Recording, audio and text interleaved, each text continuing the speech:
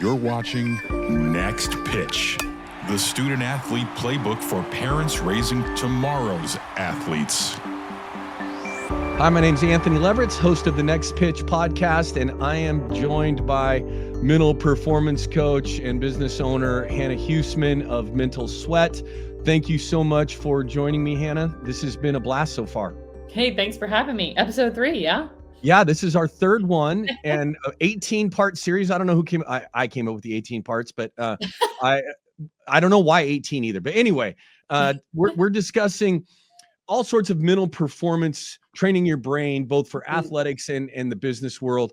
And there's been so much good stuff that we've already talked about. And today we're going to talk about resilience and mental toughness, the ability to bounce back and stay strong in challenging circumstances. And I'm going to start the conversation by asking, what the hell is mental toughness, right? Like I need to be more mentally tough. Like what is mental toughness? As coaches and players and people are talking about that, how do you define mental toughness? What's so funny about that is I ask that question anytime I'm new with an organization, because I think if you went around the room, say you've got 10 people in the room and you ask every single person what their definition of mental toughness is, I genuinely believe you're going to get 10 different answers. But there's always a theme within those answers, right? So when you say, what is mental toughness? You've got, you fight through adversity. You stay focused when you need to. You don't let outsiders impact you. You don't let failure impact you. You're strong. You're smart. You're, whatever it is, right? But they all have this underlying theme. And I kind of mentioned it on episode 2, but it's this underlying thing of you have the ability, if you are mentally tough, you have the ability to focus on the right thing at the right time, no matter what. And I think no matter what people answer to that, right? It's blocking out criticisms, right? All those things I just listed, it all comes down to, can you freaking focus on what you need to focus on when you need to focus on it? And if you can do that, you're leaps and bounds above your competitor, because so many people are stuck in the mud. They're stuck in what could have happened, what did happen, what might happen, right? All those things. And they just like self-debilitate and get in their own way. And I can't tell you how many times I'm like, there are so many factors in sports and high level performance that keep you from succeeding. Don't be one of them. You yourself cannot be the reason you don't succeed, whether that's work ethic, getting out of your own way, whatever it is. Like, don't let you be the reason you fail. But yeah, so I think my definition of mental toughness is focusing on the right thing at the right time. So here, there's a couple things I want to get to on the back end of this, but to start with, is it a learned trait or something I can develop at a young age? And do some people have more of a proclivity to being mentally tough? And then second part of that is, how do we put young people as coaches or parents, how do we put them in a situation to develop that resiliency and that mental toughness in a safe way, knowing that they're probably going to fail and that is what's going to help build this, but not killing their confidence, that delicate balance of developing that while keeping them confident? Yeah. I think all mental toughness is learned at some point or another, right? And I think some kids have really challenging childhood, whether they just played with the big kids, had older siblings, their parents were really hard on them, they went to a really hard school, they played really competitive sports, right? I think any and all level of mental toughness and resiliency is developed. And I think it does get harder to develop the older you get, right? It makes sense, right? And like I worked in baseball for 7-8 years, and one of the biggest things that became a factor that we were worried about was if we get a player who makes it all the way to the big leagues and has yet to experience failure in any aspect of life. So they just flew through middle school, high school, college, pro ball, right? They just never failed. They never failed with grades. They never failed. They always had a girlfriend, they never had issues at home, like whatever. And they've just never had to handle adversity. It's like, everybody's just holding their breath, because now when you do experience failure, because it's inevitable, you're going to experience failure in the big leagues. The best of the best players experience failure in the big leagues, right? how are you going to handle it? Because you actually have no coping skills because you've never had to. It's not their fault, right? They've never had to. And so it's funny when I think of mental toughness and like, how do we create it? It's like, you have to let your kids fail. You have to let your kids fail and let them understand that failure is an epic part of their growing process. And I can't remember who, but I was watching an interview. It was a couple years ago, and they said every time they came home, their parent would ask, "How'd you fail today?" And it Mm. was like, instead of like, tell me all the ways you succeeded, and maybe we like stretch the truth a little bit, or we make something up, or like we got this A. It's like, well, I did this, and it was really hard, and I failed and fell on my face, right? It's like, to experience that from a young age is, and not in things where it's like, you definitely shouldn't have failed here, right? But things where like, wow, you really got pushed, like push came to shove, and you experienced your first failure, and that's okay. Let's talk through this, right? Because they're going to be better for it. A lot of it's just like letting go. Like, you as the parent is like letting go, and like, you had to experience your failures. And the problem is, the later they're going to experience failures at some point in their life. So why not let them experience it when they're under your guidance and you can help them work through it, then versus when they're in the big leagues, right? Yeah. Or they're in corporate America and you're not there, and they don't even know how to handle it because they've never really experienced anything. So like, not that we want them to like fall on their face, but levels of failure is like unbelievably helpful in development from a young age. For an athlete. So, when we get to the dispelling myths part of this, at the end of this, I want to have a conversation about that I just said that as a reminder for you to remind me. So the idea that, mental toughness and resiliency can come from failure, right? And we learn how to get back up. But the importance of that during a contest, right? I'm in the middle of a game and Yep. somebody just scored on me, or I gave up, I threw an interception, and so that might not be the word mental toughness so much, but resiliency Yep. to be able to bounce back midstream, not just afterwards and having the opportunity to have practices before I play again. But how do you develop that resiliency for in-game bounce back in the middle of, I screwed up, I made a mistake, I let my team down, oh my God, I suck. How do you develop that for in-game resiliency? Yeah. Great question. Well, first and foremost, you have to realize that no matter what sport you're playing, like, what is the chance that you're going to fail or make a mistake in a game? And that's what I ask players. Like, and if they say 0, I'm like, you're lying, right? There's literally a 100%, I'll give you 99.9% chance that you're going to make a mistake or you're going to fail, right? Regardless of what sport, at some point you're going to do that. And so if we know 99.9%, we know that you're going to experience failure or a mistake, why would we not have a plan for what you're going to do when that happens before it happens? Right. And we use the old military plan, right? They don't plan on running over a bomb in the ground, right? But if they do, every single person has a contingency plan. They know what they need to be doing, who needs to go where, what they do, right? We technically need to have a contingency planning for when we experience failure or make a mistake, right? And that way, when it happens, it's not like, oh my God, the world's over. I don't know what to do. I'm crying because my emotions are out of control, or I'm yelling, or I'm throwing something, or I'm pouting, or I'm sitting on the end of the bench, right? Whatever it is, I'm not handling it in a productive way, which is such a disservice because I just told you, you knew you were going to fail and you still didn't come up with a plan on how to handle it. So it's 1, accepting that failure is going to happen. And then 2, what is your plan for when it does happen? And that's individualized, right? So it's whatever you want it to look. It can look like a deep breath. It can look like singing a song. It can be talking to a buddy. Like, hey, if I talk to you, then that means I can't go over there and pout by myself. So that pulls me out of my hole and actually helps you. So it's a win-win, right? But it's and one of my favorite analogies of this is eat it. You eat your failure, EAT. And it's like, allow humans to have an emotion because we are emotional. Okay. I will say emotional in a productive way, right? We don't need to make a scene. We don't need to impact our team in a negative way, but you're allowed to have an emotion. In fact, like, if you make a mistake and don't have an emotion, I'm a little more concerned, right? Because I think that's not real, or you're disassociating and You're a narcissist. right. or that, right? It's like, I want you to have a little bit of emotion.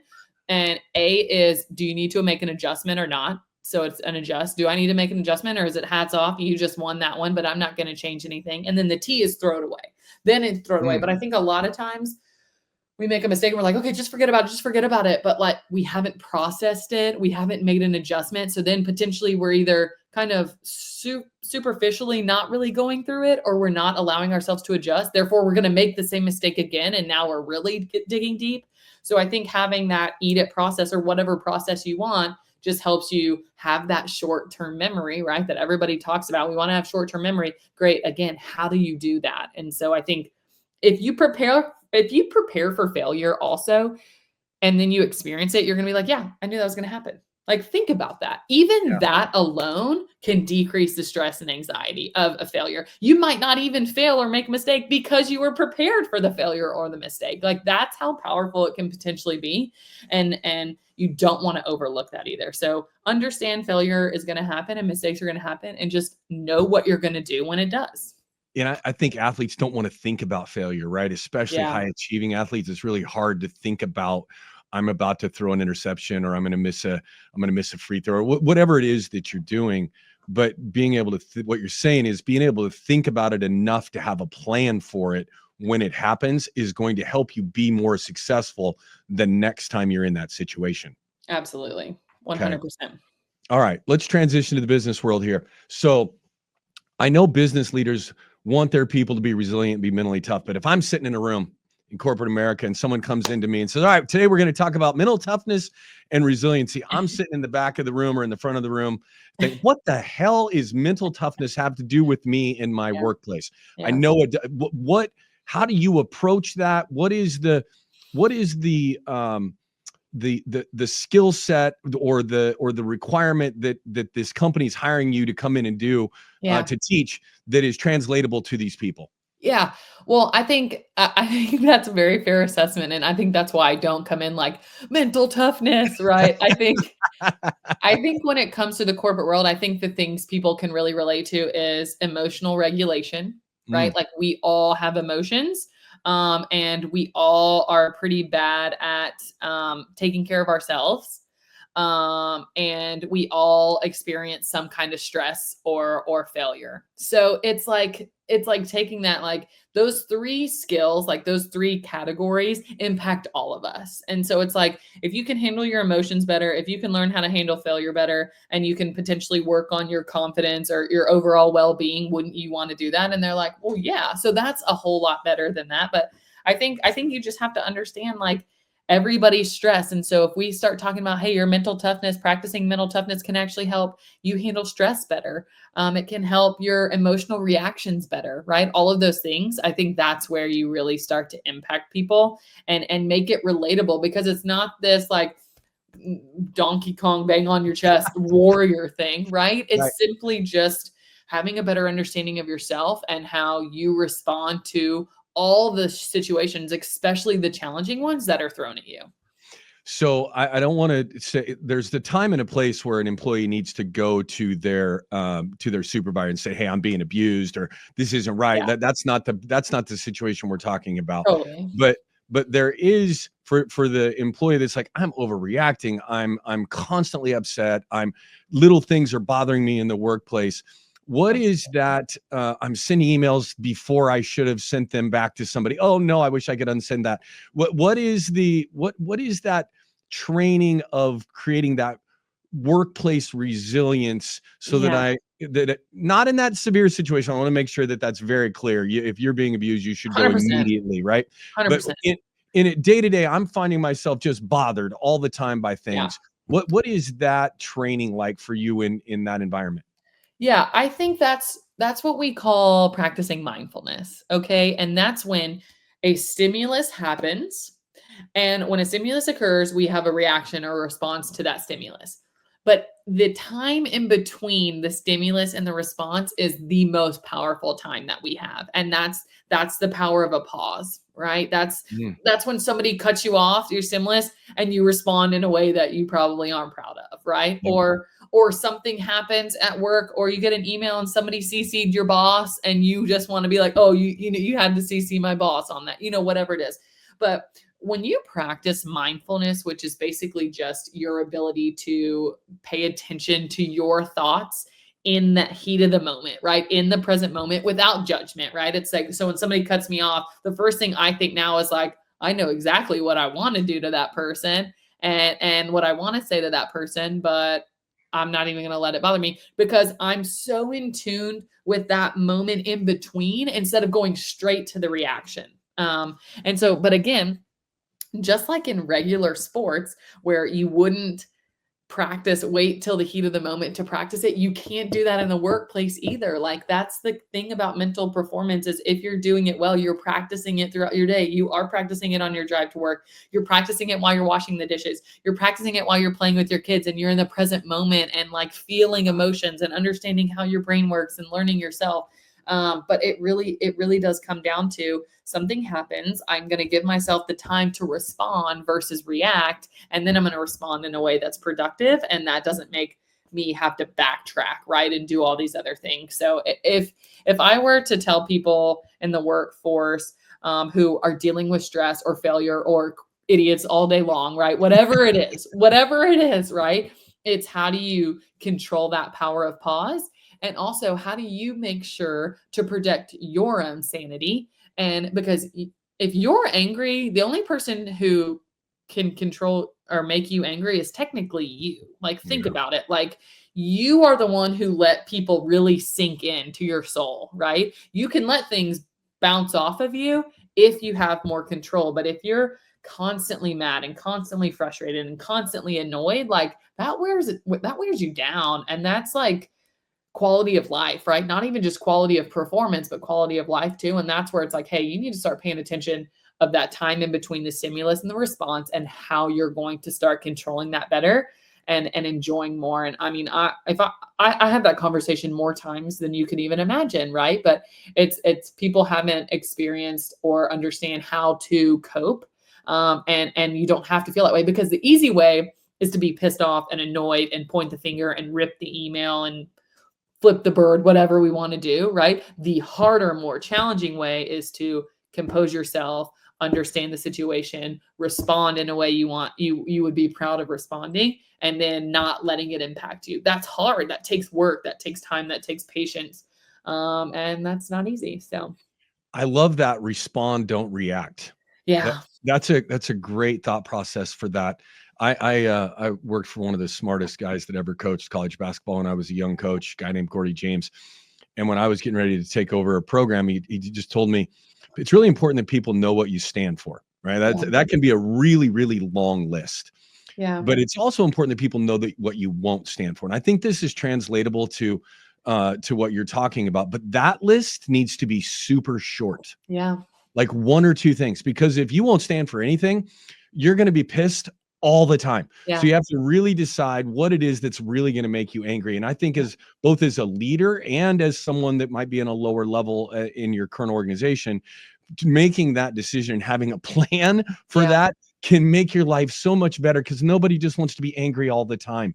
Totally. Have a plan for what the very small list of things that you won't stand for. Well, and the same thing is like understand something's going to piss you off at work today. Like there's a high chance, right? And so it's like instead of like today's going to be a perfect day and like going into it blindly and then something happens and then you're so derailed by emotion because you weren't prepared for that you never can recover. Like that's when we're in deep, you know what, right? And so it's like understand, okay, I'm gearing up for the day. I'm not like going into this day saying it's going to be freaking horrible, but I'm going into this day saying I've got my gear on, I'm ready to handle, I'm excited, I'm hopeful for a perfect day, but I also know things happen. And when those things do happen, I'm going to know how I want to respond. And like that's elite. That's elite thinking. And that's better for everyone around you, but most importantly, that's better for yourself and your own happiness and your own sanity, and longevity and preventing burnout and all of those things that come with that reactionary, emotional, like uncontrollables. I love it. And as we were talking through these things, this is not just corporate American athletics, right? This is every relationship that you're in. I wish I'd have learned this in my marriage a long time ago. My wife would be a much happier wife. So the last thing here, kind of dispel the myth for you around resilience and mental toughness, any myths out there. And I have something I want to add to this too today for coaches, but I'd love to hear what are the common myths that you would like to dispel? Yeah, I think the biggest thing for me is there's a lot of like rah-rah videos out there about like be mentally tough and do this and do that. And I think while those things might hype us up momentarily or make us feel good for a second, I think they're very superficial. And so be careful, like and motivational speakers and motivational videos have their time and place. I'm not saying they're all bad, but I'm saying if like you're tuning into that every morning at 8 a.m. and then by 8:04 you're drained, right? Like it's not Yeah. impacting, then it's a deeper, it's so much more deeper than what we think, right? Think of it as an iceberg where the top of the iceberg is the rah rah, here we go, and then the bottom of it is all the work and patience and preparation and responses and mindfulness that goes into actually responding the way you would want to respond. So unfortunately, I don't think there's any quick hitters or cookie cutter way to be more mentally tough. I think to have emotional control, to be able to handle failure, to be able to respond the way you want to respond takes like time and discipline and you having a deep understanding of yourself. So if somebody's like, I can help you with mental toughness, watch this video, red flag, red flag, red flag, right? Yeah, and I think the word mental toughness in athletics especially gets weaponized by coaches when they For don't sure. know what they're doing. For sure. And I think the word resilience is such a better word in athletics. We need to be resilient when things happen, but telling a team or a player, if you were just more mentally tough Yeah. than that, then you would have won that game. And we're going to go run 100 sets of lines so that Yeah. we can become more mentally tough. And I go back and Michael Jordan a lot, right? The Cleveland Cavaliers were a mentally tough team. The group of pros that were on that team were mentally tough, and Yeah. they had no chance of beating Michael Jordan and the Bulls because Michael Jordan was just better than them. Yeah. And some nights you're going to have to be resilient Yeah. about coming back from losing to someone that's better than you. It Totally. doesn't matter how mentally tough you are, you're Yeah. not going to win that game. So Yeah. just that message to coaches when you're dealing with young people, that fine line between the word mental toughness and resilience and what can come from those qualities is critical. Love that. Love Uh, that. all right. How do people find Hannah Huesman across all the platforms? Yeah, anywhere. I'm on LinkedIn, Instagram, Twitter, and my website is just hannahhuesman.com. So reach out, say hi, tell us you heard us. This has been amazing. We are 3 episodes in, Woo! 15, only 15 to go. Mhm. I'm grateful that you've decided to do this. This has been I learn every single time I talk to you. So I hope our listeners and viewers on YouTube get the same experience that I'm having. But I've really enjoyed this. Thank you Yeah, for coming on, and we'll do it again soon. sounds good. Thanks for having me.